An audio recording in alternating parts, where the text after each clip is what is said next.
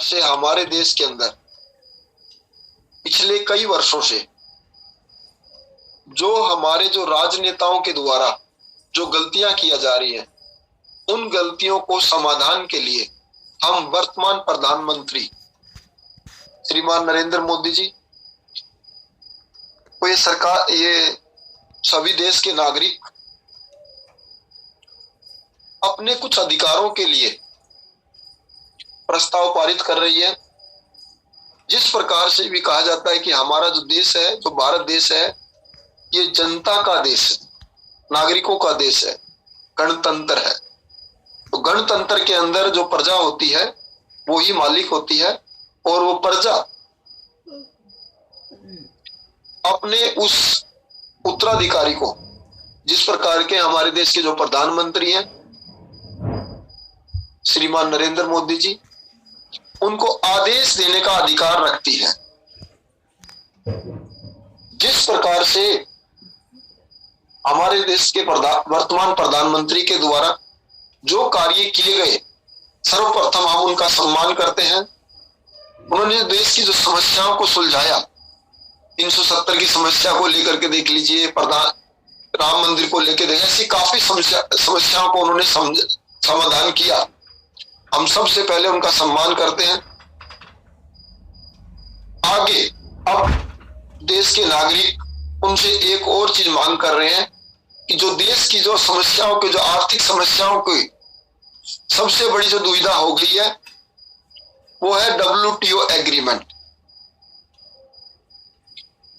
देश के सभी नागरिक देश के प्रधानमंत्री को, जो कि देश के प्रधानमंत्री अपने आप को देश के सेवक मानते हैं, और सेवक ही होते हैं, क्योंकि जनता राम राज्य के अंदर क्या होता है, जो प्रजा होती है वही राम है। राम राज्य के अंदर क्या होता है, जो राजा के रूप में जो जिसको शक्तियां दी जाती हैं, उन शक्तियों का दुरुपयोग ना किया जाए। भगवान श्री राम जी की कथा में भी बताया गया है कि वो राजा नरक कुंड में जाता है जो प्रजा को खुश ना रख सके, यानी कि प्रजा के जो अधिकार है, उन अधिकारों को ध्यान में रख करके कार्य किया जाए। इस प्रकार के देश के सभी नागरिक आज देश के प्रधानमंत्री से अनुरोध करती है, उनको आदेश देती है जनता कि जो WTO एग्रीमेंट 1995 की सरकार के द्वारा जो एग्रीमेंट किया गया था, जो 2005 से लागू किया जा रहा है, देश के ऊपर चल रहा है, उसको तत्काल जितना जल्दी से जल्दी वो खत्म किया जाए। उस एग्रीमेंट को इस देश से बचाया जाए। देखो, जैसे कि आपने देखा होगा कि पूरी दुनिया के अंदर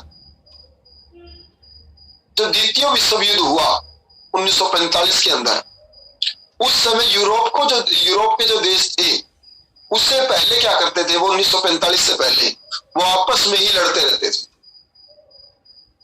देखो, उन यूरोप के देशों में क्या था कि आपस में भाईचारा कायम नहीं है, कोई संस्कार नहीं है, सिर्फ स्वार्थवाद है, जिसे कि रावण राज्य कहते हैं। रावण राज्य में स्वार्थवाद ही होता था। तो जो दूसरा विश्व युद्ध हुआ, उस समय यूरोप के देशों में क्या चालाकी है, उन देशों ने क्या किया, जब यूरोप का जो दूसरा विश्व युद्ध जो लड़ाई की गई, वो यूरोप की धरती पे हुआ, जिसमें कि वहां के कुछ देशों को फायदा हुआ, कुछ देशों को नुकसान हुआ। तब उनको समझ में आया कि युद्ध में क्या नुकसान है, क्या है। उस समय उन्होंने क्या किया, चालाकी के साथ में एक एग्रीमेंट को तैयार किया गया, जिसका नाम था गेट एग्रीमेंट 1945। उस एग्रीमेंट के तहत ये नियम बनाए गए कि हमारे देशों के अंदर आपस में लड़ाइयां क्यों होती है, लड़ाई होने के क्या कारण है। वो देखा गया कि जो लड़ाई होता है उसका मुख्य कारण था कि एक देश दूसरे देश से जो व्यापार करता है, उसके लिए लड़ाइयां होती है। तो उसके लिए उन्होंने एक गेट एग्रीमेंट बनाया गया, जिसके अंदर ये नियम बनाया गया कि कोई भी देश अगर एक दूसरे देश से लड़ाई करता है तो एक बैठ करके शांति प्रेम उसका निपटारा किया जाए, न कि झगड़ा नहीं किया जाए, लड़ाई नहीं किया जाए, युद्ध नहीं किया जाए। तो इस प्रकार से और भी संस्थाएं बनाई गई, वर्ल्ड बैंक बनाया गया। तो तो जब ये WTO एग्रीमेंट, ये गेट एग्रीमेंट बनाया गया 1945 में, उनके नीति में पहले से ही खोट था। मतलब उन्होंने पहले ही सोच लिया था कि इसको 50 साल के बाद में इसके द्वारा हम देश पूरे दुनिया में फिर राज्य करेंगे। वो लोग क्या है कि जो यूरोप के देशों हैं, आप देखोगे बर्फीला इलाका है, उन लोगों के अंदर स्वार्थ की भावना है, राउंड राज्य है। उन्होंने पहले ही सोच लिया था कि हम पूरी दुनिया को 1995 तक हम दोबारा इस WTO एग्रीमेंट के द्वारा हम दोबारा से पूरी दुनिया पे राज्य करेंगे। जब गेट एग्रीमेंट बनाया गया तो 1995 में आकर के जो 1995 की जो सरकार थी, उस सरकार के द्वारा उस WTO एग्रीमेंट पे साइन किया गया। जो उस समय की जो सरकार थी, उस सरकार ने शुरुआत में मना किया कि हम ये गेट एग्रीमेंट को WTO के साइन नहीं करेंगे, लेकिन सरकार की मजबूरियां रही। सरकार को ऐसी नीतियों पे चल गई थी सरकार। 1947 के बाद सरकार ने वर्ल्ड बैंक से लोन लेना शुरू कर दिया। तो वहां की सरकार के वर्तमान जो 95 की जो वर्तमान सरकार थी, उन्होंने जनता को यही बताया कि क्या करे, एक भिखारी क्या कर सकता है। भिखारी मतलब उन नेताओं की दृष्टि से उन्होंने देश का अपमान किया 1995 में। देखो, हमेशा याद रखे, जब व्यक्ति अपने आप को राजा समझे तो राजा होता है, भिखारी समझे तो भिखारी होता है। उन्होंने अपनी उस समस्याओं को जनता के सामने नहीं रखा और उन्होंने अपने आप डिसीजन लेकर के WTO एग्रीमेंट पे साइन कर दिया गया। अब आप एक WTO को समझने के लिए आपने गेट के बारे में बात किया। गेट का मुख्य उद्देश्य पहले क्या था? पहले मुख्य उद्देश्य था कि देश के अंदर जो आपस में लड़ाइयां होती हैं, उन लड़ाइयों को खत्म करने के लिए बनाया गया था। लेकिन WTO एग्रीमेंट में ऐसा कानून पारित किया गया, 2000 ऐसी शर्तें लागू की गई जिसमें कि एक दूसरे देश को गुलाम बनाया जा सके। और उसी कारणों की वजह से मेरे गुरु आदरणीय राजीव दीक्षित जी ने इस WTO के बारे में 1987 से उन्होंने शुरू किया था। उन्होंने पहले से ही जागरूकता लाने की कोशिश की, देश की जनता को बताना शुरू किया 1987 के अंदर। करते करते 1995 में आ ही गया। तब भी उन्होंने कोशिश की, 2005 तक खूब कोशिश की, लेकिन लास्ट में देश की जनता ने समझ नहीं आया। क्यों? ऐसा क्यों? देखो, जो एग्रीमेंट होते हैं ये बहुत बड़े बड़े एग्रीमेंट होते हैं, इनको समझना इतना आसान नहीं है। मेरे गुरु के द्वारा ही समझने में इसको 10 साल लग गई और मुझे समझने में भी 15 साल लग गई। तो ये एग्रीमेंट इस टाइप के होते हैं। जो भी देखोगे, जो भी देश गुलाम हुए हैं, पिछले इतिहास उठा लीजिए आप 3000 सालों का, वो एग्रीमेंट से ही गुलाम हुए हैं।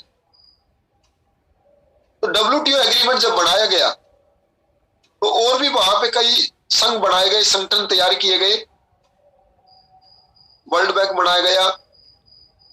उसी के साथ में एक 1949 में एक नाटो का भी संगठन को तैयार किया गया। नाटो का मतलब क्या देखिए आप।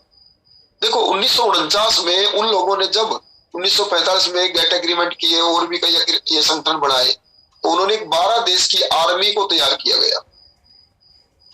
यूरोप के 12 देशों ने मिलकर के एक इकट्ठी आर्मी तैयार की गई 1949 में। उन 12 देशों का समझे तो कौन से 12 देश? वो बदमाश देश। उन लोगों ने दूसरा विश्व युद्ध करने के बाद समझ में आया कि अगर हम आपस में ही लड़ते रहेंगे तो उसका कोई फायदा नहीं होगा। इसलिए उन लोगों ने, वो कौन से देश है वो 12 देश? वो 12 देश वही देश है जो राउंड राज्य में है। 12 देश बोले तो जिस प्रकार के आप देखोगे, जिस लोकेशन में जो मान लो 10-20 बदमाश मिलकर के और उस कॉलोनी से और दुकानदारों से हफ्ता वसूली करते हैं, उसी प्रकार से 12 देशों ने मिलकर के एक आर्मी तैयार की और इन्होंने संगठन तैयार किया। और उस संगठन का उन्होंने उद्देश्य रखा कि कोई भी देश अगर इन 12 देशों के बीच में लड़ाई करेगा तो वो ये माना जाएगा कि वो 12 देश इकट्ठे मिलकर के लड़ाई करेंगे। और उसके साथ एक और तैयार किया गया कंडीशन है इसमें कि 12 देश आपस में लड़ाई नहीं करेंगे। तो ये 1949 में शुरू किया गया नाटो। अब धीरे धीरे उन्होंने पैर फैलाने शुरू कर दिए। आज वर्तमान में अगर आप देखें तो उसमें 30 देश शामिल हैं। और एक वर्तमान की घटना को समझने के लिए आसान हो जाएगा कि जैसे कि अब ये रशिया की जो लड़ाई चल रही है यूक्रेन के साथ, तो ये लड़ाइयां क्यों चल रही है? ये लड़ाई का मुख्य कारण क्या है? रूस यानी कितनी तेजी से क्यों लड़ाई कर रहा है? देखो, रूस यही बोल रहा है कि आप नाटो में शामिल नहीं होना। अमेरिका एक तरफ कह रहा है कि ठीक है जी, ये लड़ाई नहीं होनी चाहिए। लड़ाइयां क्यों होती देशों के अंदर? कि अभी जो लड़ाई चल रही है उसका मुख्य कारण यही है कि नाटो के अंदर जो यूरोप के जो देश हैं, ये इनको अधिक से अधिक शामिल करना चाहते हैं, अधिक से अधिक लोगों को इकट्ठा करना चाहते हैं। और जो रूस है, रूस भी अपने आप में एक शक्तिशाली देश है, यानी कि रशिया, इन्होंने कहा कि भाई नाटो के अंदर शामिल नहीं होना। ऐसा क्यों? यूक्रेन जो है, यूक्रेन नाटो के अंदर शामिल होने के लिए तैयार हो रहा है और रूस को पता है कि अगर ये उन देशों के साथ में शामिल हो गया तो उनकी सुरक्षा को खतरा है। तो रूस का जो मुख्य जो जंग है वो परिवारवाद की तरह है। मतलब जिस प्रकार से एक परिवार में कोई एक सदस्य किसी दुश्मन देश के साथ में जाके मिलने की कोशिश करे, तो ये संस्कृति भी बताती है, समाज भी बताता है कि पहले उसी को ठीक कर लेना चाहिए। इसलिए रूस इसको ठीक करने में लगा हुआ है। या जंग करने का एक ही काम है कि वो यूक्रेन को समझा रहा है कि आप वहां ना शामिल हो, क्योंकि उन देशों के साथ शामिल होने का मतलब है गुलामी को लेकर आना। वो देश धीरे धीरे क्या कर रहे हैं? पैर फैला रहे हैं। जिस प्रकार से WTO एग्रीमेंट शुरुआत में जो किया गया, उसके बाद आज देखोगे अब देश भर में जो भी अर्थव्यवस्था है सब WTO एग्रीमेंट की वजह से देशों की अर्थव्यवस्थाएं खत्म होती जा रही है, व्यापारिक धंधे बंद होते जा रहे हैं। उसी प्रकार के रूस का जो अपना मानना है, रूस का जो राष्ट्रपति है, उनका एक बयान को मैंने समझा, उनमें एक ही चीज बोली गई कि मरना तो है ही, लेकिन पहले घर वाले व्यक्ति को ठीक कर लिया जाए। यूक्रेन जो आप देखोगे ये रूस का ही, इसका रशिया का ही एक हिस्सा होता था। अब वो नाटो के साथ शामिल होने की कोशिश कर रहे हैं और वहां पे शामिल होने के बाद ये रूस को मजबूर कर दिए जाएंगे, ये सभी देश मिलकर के मजबूर कर देंगे। इसीलिए क्या होता है कि वो उसमें शामिल होना नहीं देता। अब देश की जो अभी डिमांड जो है, वो पहला है कि WTO को एग्रीमेंट किया जाए। दूसरा है कि जो देश के जो लक्षण दिख रहे हैं वो ऐसा लग रहा है कि कभी हम नाटो के देशों के साथ में तो जा नहीं मिलेंगे। तो उस चीजों को ध्यान में देखते हुए कि सबसे पहले WTO के ऊपर काम किया जाए। जिस प्रकार से आपने जो देश के अंदर काम किए, जो वर्तमान प्रधानमंत्री के द्वारा, हम उनके कार्य को सम्मान करते हैं और जनता आप सभी के साथ में है और जनता आप सभी का सम्मान भी करती है आपका। लेकिन इसका मतलब ये नहीं है कि आप कोई भी कार्य करेंगे तो जनता चुप रहेगी। देखो, देश के जो नागरिक हैं वो जागरूक हो चुके हैं। देश के नागरिक आपको जो कार्य दिया गया है, देश के नागरिक अपना कार्य खुद कर रहे हैं, वो देश के अंदर कार्य कर रहे हैं, आपको टैक्स दे रहे हैं। तो आपके भी दायित्व बनते हैं कि उस टैक्स का दिया हुआ पैसे को आप गलत प्रयोग में ना लिया जाए, उसका सही प्रयोग किया जाए, उस पैसे का जो दुरुपयोग ना किया जाए। तो उसके लिए WTO एग्रीमेंट को कैंसिल किया जाए। WTO एग्रीमेंट करने के बाद देश की सभी समस्याओं का समाधान हो सकता है। देखो, WTO एग्रीमेंट एक ऐसा एग्रीमेंट है कि 1995 में एक ऐसा एग्रीमेंट कर दिया गया कि जो 1995 के बाद जो भी सरकारें आएंगी उनके पास अधिकार नहीं रहेंगे इतने। यूरोप के जो देशों के द्वारा जो WTO एग्रीमेंट होगा, उनके द्वारा हमारे देश की संसद को मानना पड़ेगा, उन अधिकारों को, उन नियमों को, कानून को मानना पड़ेगा। जैसे कि आप देखोगे एक व्हीकल एक्ट है, जो व्हीकल एक्ट अंग्रेजों के टाइम से है, तब से चलता आ रहा है। उस व्हीकल एक्ट के अंदर हमें और अमेंडमेंट किया जा रहा है, जिसकी ड्राफ्टिंग में बताया जा रहा है। अभी तक तो क्या था कि हमारे जो देश के जो व्हीकल थे, उनको 15 साल का अधिकार था। अब जो नया ड्राफ्टिंग आ रहा है, उसे 10 साल का अधिकार दिया जा रहा है, जाएगा। ये बिल बहुत जल्द ही आने वाला है और ये कानून बनने वाला है। इसलिए जो देश के जो नागरिक हैं, सभी नागरिकों ने निर्णय लिया है। उन सभी नागरिकों के बिहाफ पे हम आपको सूचना दे रहे हैं कि आप उस कानून के अंदर जनता का सुझाव लेकर के तभी उसमें अमेंडमेंट करें। जैसे कि उस बिल की ड्राफ्टिंग में आया है कि 10 साल के अंदर व्हीकल को रिजेक्ट कर दिया जाएगा। देखो, इसके बिल ये WTO एग्रीमेंट के अनुसार चल रहे हैं सब कार्य। आप देखिए, ये जो हमारा देश है, जिस प्रकार की हमारी जलवायु है, यूरोप के देशों में क्या है, वहां यूरोप के देशों में बर्फीला इलाका है, वहां पे वर्कर काम नहीं करते, मजदूर वर्ग नहीं है, मिस्त्री नहीं है, वहां मशीनें काम करती हैं। मशीनें एक ही काम कर सकती है, क्या? नया प्रोडक्शन करना, रिपेयरिंग करना मशीनों के बस की बात नहीं है। और हमारा जो देश है, इस देश के अंदर हमारा जो है, ये यहाँ पे मिस्त्री ज्यादा है, मिस्त्री मजदूर वर्ग ज्यादा है। अगर 10 साल के अंदर इन व्हीकलों को रिजेक्ट कर दिए जाएंगे तो हमारे मजदूर वर्ग खत्म हो जाएंगे, नई व्हीकल आएंगे, पैसे का दुरुपयोग होगा। भाई ये यूरोप के देश कैसे डिसाइड कर सकते हैं कि व्हीकल का जीवन लीला 10 साल है? आप देखिए भारत में इतने संभाल करके रखते हैं वस्तुओं को। तो ये प्रॉपर्टी का जो आप व्हीकल का मतलब है प्रॉपर्टी, और प्रॉपर्टी रखने का अधिकार हमारा संविधान देता है। तो जो संसद में जो बिल आ रहे हैं अभी प्रॉपर्टी के अंदर अमेंडमेंट बिल आने वाला है, जिसकी ड्राफ्टिंग हो चुकी है, तो उसका अभी हम जनता से भी, सभी जनता ने उसको समझ लिया है और वर्तमान प्रधानमंत्री को आदेश कर दिया कि इस अमेंडमेंट बिल के अंदर सुधार जनता के सुझाव के बिना न किया जाए। और जो व्हीकल के जो आपने टाइम टेबल लिख दिया है, 10 साल, 5 साल, 15 साल, ऐसा ये नहीं चलेगा। देखो, ये जो एक्ट बनाया गया था, ये उस समय का एक्ट है जो अंग्रेजों के टाइम का एक्ट है। उस एक्ट में आज कानून में बदलाव चाहिए कि 10 साल में कोई भी व्हीकल का कुछ नहीं बिगड़ता। अब आपको हम इसके थोड़ा सा इतिहास बताते हैं, ऐसा क्यों करती है सरकारें। देखो, जो व्हीकल है, जैसे मैं उदाहरण के तौर पे कार को लीजिए आप। कार को कोई भी व्यक्ति खरीदता है तो उसमें 28% GST दी जाती है। जैसे मान लो एक परिवार 6 लाख रुपए की कार भी खरीदता है, तो मोटे मोटे रूप में अगर आप 28%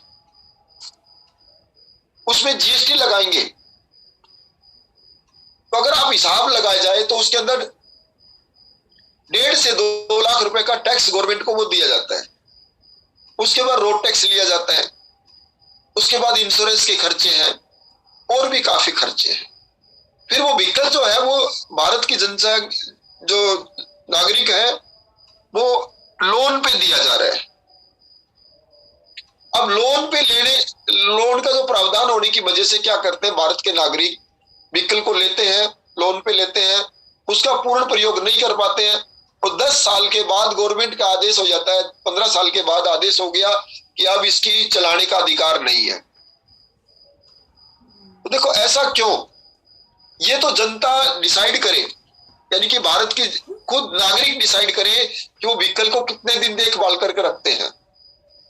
आप देखोगे कई परिवार तो ऐसे हैं कि अगर कोई भी प्रॉपर्टी को संभाल कर रखा जाए तो 50 साल तक भी कुछ नहीं बिगड़ता। अभी मैं हिसार के गांव में गया था, वहां गांव में मैंने देखा कि एक 50 साल पुराना ट्रैक्टर है उनके पास में, और उसके अंदर इतनी ज्यादा शक्ति है, इतना ज्यादा चलता है, इतना अच्छा चलता है। तो जब ये बिल के अंदर अमेंडमेंट कर देंगे, ये कानून को बढ़ा दिया जाएगा कि 10 साल के बाद कोई भी व्हीकल को हम नहीं चला सकते, तो उन ट्रैक्टरों को क्या होगा,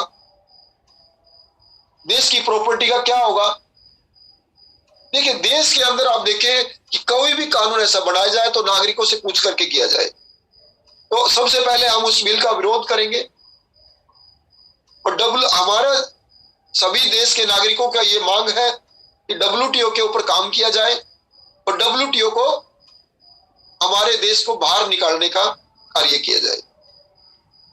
अब WTO को समझने के लिए थोड़ी सी बातें और लेके जाता हूं मैं कि WTO को जो एग्रीमेंट 1995 में किया गया, तो वहां जब 95 की जो सरकार ने, जो वर्तमान सरकार थी 95 की, उन्होंने जैसे साइन किया तो WTO के तुरंत बाद, भारत ने साइन करने के बाद तुरंत बाद G77 जो 73 देश हैं, उन देशों ने भी इस WTO एग्रीमेंट पे साइन कर दी। उसी प्रकार से आप देखोगे एक न्यू वर्ल्ड ऑर्डर आ रहा है। अगर उसमें भी अगर भारत ने एंट्री कर ली तो G77 जो देश है वो भी तुरंत एंट्री कर लेंगे और वो दुनिया के लिए बड़ा खतरनाक होगा। ये सब जो वर्तमान की जो सरकारें हैं उनकी मजबूरियां होती हैं, जो भूतकाल की जो सरकारें गलतियां कर देती हैं तो सरकारों की मजबूरियां बढ़ जाती है और आम नागरिक को पता नहीं चलता कि वर्तमान प्रधानमंत्री की क्या क्या मजबूरियां हैं। तो इसलिए हम आपसे अनुरोध करते हैं, पूरे देश की 135 करोड़ जनसंख्या यानी कि 135 करोड़ के नागरिक आपको आदेश करती है कि आप जल्द से जल्द WTO से बाहर निकल के आए। दूसरा, जो प्रॉपर्टी एक्ट में जो अमेंडमेंट करने का विचार चल रहा है, जो ड्राफ्टिंग चल रही है, उसको कैंसिल किया जाए और जो व्हीकल रखने का जो समय सीमा बढ़ाई जाए, क्योंकि हमारे देश के अंदर ज्यादातर जो कार, बस जो भी लेके आते हैं वो लोन पे लेके आते हैं, जिसकी की किस्तें 10 साल में तो किस्तें पूरी होती है। अगर जब आप 10 साल में उसको बाहर ही कर देंगे तो हर 10 साल के अंदर कहां से व्हीकल खरीदेंगे, क्योंकि भारत जैसे देश के अंदर तो एक कार खरीद करके, जीप खरीद करके अपना घर का खर्चा चलाते हैं। कि भारत में सभी नागरिक ऐसे नहीं है कि वो सुख सुविधा के लिए इसको कार को खरीदते हैं। यूरोप के देशों में उस कार को एक स्टेटस सिंबल माना जाता है। वहां पे जो कार को खरीदते हैं, वहां के जो नागरिक खरीदते हैं, वो अपनी सुख सुविधाओं के लिए खरीदते हैं। भारत के जो नागरिक हैं वो इसलिए खरीदते हैं कि वो एक व्हीकल लेकर के उन्हें, जो भारत की जो नागरिक है उनको सेवा दी जाए, सर्विस दी जाए और अपने घर का खर्चा भी निकाला जाए। तो हम उस आने वाले बिल का विरोध करते हैं। दूसरा, जो 1948 में ना 1978 में, जो 1978 की जो वर्तमान सरकार थी उसके द्वारा 44वां जो संशोधन किया गया था उसमें भी एक नजर डाली जाए। अगर देश के अंदर ये सभी कार्यों पे काम नहीं हुआ तो देश गुलामी की तरफ बढ़ रहा है। आपने देखा होगा देश की जो अब नीतियां चल रही हैं वो हमारे संसद के द्वारा जो भी कानून पारित किए जाए हैं, उस कानून के पीछे काफी अर्थशास्त्रियों का मानना है कि वह सरकारें मजबूर हैं। उस मजबूरी को ठीक किया जाए। आज जो वर्तमान जो सरकार है उसके पास इतनी शक्ति है कि वो देश के लिए, अपना एक हित के लिए कोई दृढ़ संकल्प के द्वारा निर्णय लिया जा सकता है। जिस प्रकार की वर्तमान सरकार ने 370 को हटाया, हम उसका सम्मान करते हैं। राम मंदिर को उन्होंने विवाद को खत्म किया और भी आपने बहुत से अच्छे कार्य किए, हम उन सभी के लिए सम्मान करते हैं। तो अब जनता, सभी नागरिकों के द्वारा आपसे अनुरोध किया जाता है कि सबसे पहले आप WTO पे कार्य किए जाए। ये जनता का आदेश है। और इस कार्य को अगर आप आगे बढ़ के करेंगे तो देश के सभी नागरिक आपके साथ होंगे।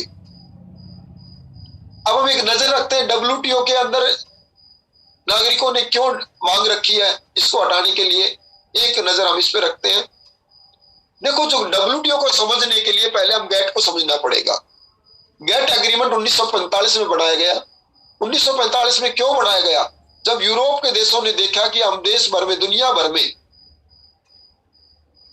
भर के सभी राज्य ने उनकी पिटाई की, वो कमजोर हो गए तो उनकी नीतियां नहीं बदली। जैसे कहते हैं ना, चोर चोरी से जाए, हेराफेरी से ना जाए। तो उन लोगों ने फिर क्या किया? हेराफेरी का कार्य शुरू किया। उन्होंने गेट एग्रीमेंट को तैयार किया गया 1945 में। उस डब्ल्यूटीओ गेट एग्रीमेंट के अंदर इस प्रकार के नियम बनाए गए कि कोई भी देश आपस में लड़ाइयां ना करें तो बैठ करके मंच पे समाधान करें। उसके बाद 1995 में आकर के उन्होंने डब्ल्यूटीओ में बदल दिया। डब्ल्यूटीओ में क्या कर दिया गया? डब्ल्यूटीओ में ऐसे ऐसे कानून को लागू किया गया। उसमें साफ लिखा गया कि जो भी देश इस एग्रीमेंट के अंदर शामिल होगा, उसके अंदर जो दिए गए 2000 नियम है, वो सभी उन पे लागू किए जाएंगे। अब आप उसमें देखोगे कि उस बिल के वजह से, उस डब्ल्यूटीओ एग्रीमेंट की वजह से हमारी जो वर्तमान सरकार, जो भाजपा की सरकार, जिनका नेतृत्व हमारे देश के प्रधानमंत्री श्री नरेंद्र मोदी जी करते हैं, उन्होंने एक एग्रीकल्चर बिल लेके आए। एग्रीकल्चर एक कानून में बदलाव लाने की कोशिश की, लेकिन हमारे देश के नागरिकों ने उस बिल को बहुत जल्दी समझने की कोशिश की। क्यों समझा ऐसा जितना जल्दी? क्योंकि इस बिल के ऊपर जो चर्चा की गई थी वो 2005 से मेरे गुरु आदरणीय राजीव दीक्षित जी ने उन्होंने काम करना शुरू किया। देश की जनता को एग्रीकल्चर के बिल के बारे में बताना शुरू किया कि आज के 25 साल के बाद ये होने वाला है। लेकिन उस समय भारत की जो नागरिक थे, जो भारत का डीएनए जो है वो इस प्रकार का है कि वो धीरे धीरे समझते हैं। अगर किसी व्यक्ति को आज भी अगर आप समझाने जाएंगे तो वो कहेंगे देख लेंगे, कर लेंगे, क्योंकि डीएनए ही इस प्रकार का है। उस समय जहां जहां हमारे देश के नागरिकों के पास मेरे गुरु आदरणीय राजीव दीक्षित जी गए, उस बिल की कॉपियां बांट करके आए, वहां के लोगों को जागरूकता करने की कोशिश की। एक दुर्घटना की वजह से 2010 में, वो हमारे साथ 2010 से नहीं रहे, ये देश का बहुत बड़ा दुर्भाग्य था। अगर वो ये दुर्घटना नहीं होती तो शायद ही आज जो दिन देखने पड़ रहे हैं आज देश को, ये दिन देखने की आवश्यकता नहीं पड़ती। हमारा जो देश था वो 2014 तक या 15 तक या आजाद हो जाता, लेकिन अब वो संकट बढ़ रहा है। अब देश के पास समय बहुत कम बच गया है। तो वहां पे जो डब्ल्यूटीओ एग्रीमेंट जो किया गया वह 2017 के अंदर ऐसा लिख दिया गया है, उसमें सबसे पहले एग्रीमेंट ये एग्रीकल्चर एंड के ऊपर एग्रीमेंट है। उसमें ऐसे ऐसे कानून पारित थे जो अभी आपने वर्तमान के अंदर देखे होंगे। तो किसान आंदोलन के नाम से अभी आंदोलन किए गए, किसानों ने 1 साल तक देश के पूरे किसानों ने मिलकर के कार्य किया। लेकिन वहां एक हमारे देश का दुर्भाग्य ये है कि वहां पे उस आंदोलन का नाम लिख दिया गया किसान आंदोलन। देखो, जिस प्रकार से आप देखोगे, एक देश एक परिवार है, तो यूरोप के देश क्या करते हैं, इस परिवार को तोड़ने की कोशिश करते हैं। उन्होंने ऐसे कानून बनाए गए, प्रत्येक के लिए कानून तो बनाया गया, लेकिन उसको लागू करने का नियम इस तरीके से बनाया गया कि धीरे धीरे उसको एक एक एरिया में किया जाए। जैसे अभी जो किसानों के लिए जो बिल आया, कृषि कानून जो आए, उस कानून के अंदर किसानों के लिए नुकसान था, तो जो मजदूर वर्ग है वो खुश हो रहा था। यानी कि उन्होंने गृह युद्ध करवा दिया गया। हमारे ही देश के अंदर 2 पार्टियां बनवा दी, एक किसान और दूसरे मजदूर वर्ग। उस डब्ल्यूटीओ एग्रीमेंट में आप देखोगे 2000 कानून जो ऐसे हैं वो एक के लिए फायदा दूसरे के लिए नुकसान कर रहे हैं। लेकिन अगर उसको समझा जाए तो वो भविष्य में सभी के लिए खतरा है। लेकिन हमारे जो किसानों ने जल्दी समझ लिया और किसानों के साथ में देश की पूरी देश के नागरिक साथ हुए। पहली बार ऐसा हुआ जो किसान आंदोलन के नाम से था, लेकिन देश भर के सभी जनजातियां उनके साथ थी, उनके कार्य में भाग किया। तो वर्तमान सरकार को वो बिल वापिस लेना पड़ा, मजबूर कर दी गई। इसी प्रकार के आप देखोगे देश की जो वर्तमान सरकार है, इनकी मजबूरी हो सकती है, देखो वहां लेवल का तो, लेकिन अगर जनता की सरकार, जनता उनके साथ में हो, देश के प्रधानमंत्री के साथ में, और जनता अगर आदेश करे तो प्रधानमंत्री की इतनी हिम्मत नहीं है कि वो जनता के आदेश को मना कर सके। गलतियां कहां होती है? जब एक मालिक, जो देश का जो मालिक है, वो मालिक अपने आप को नौकर समझने लग जाए। तो वही हमारे देश में हो गया है। यहां जनता की सरकार है, नागरिकों की सरकार है, तो नागरिकों को एक आदेश करना चाहिए, उनके अपने प्रधान